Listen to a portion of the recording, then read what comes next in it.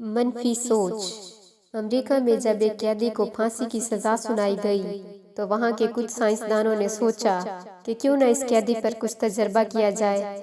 تب قیدی کو بتایا گیا کہ ہم تمہیں پھانسی دے کر نہیں ماریں گے بلکہ زہریلا کوبرا سانپ ڈسا کر ماریں گے، اور اس کے سامنے بڑا سا زہریلا کوبرا سانپ لے آنے کے بعد اس کی آنکھیں بند کر کے اس کو کرسی سے باندھ دیا گیا، اور اس کو سانپ نہیں بلکہ دو سیفٹی پن چبھائی گئی، اور قیدی کی کچھ سیکنڈ میں ہی موت ہو گئی۔ پوسٹ مارٹم کے بعد پایا گیا کہ قیدی کے جسم میں سانپ کے زہر جیسا ہی زہر ہے۔ اب یہ زہر کہاں سے آیا جس نے اس قیدی کی جان لے لی؟ وہ زہر اس کے جسم نے ہی صدمے میں جاری کیا تھا۔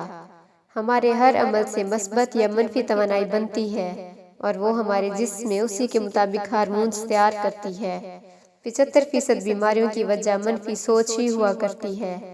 آج انسان خود ہی اپنی منفی سوچ سے خود کو ختم کر رہا ہے۔ اپنی سوچ ہمیشہ مثبت رکھیں اور سدا خوش رہیں۔ 25 سال کی عمر تک ہمیں یہ پرواہ نہیں ہوتی کہ لوگ کیا سوچیں گے۔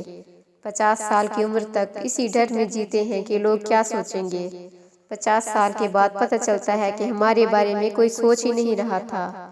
زندگی خوبصورت ہے، اس لیے ہمیشہ خوش رہیں۔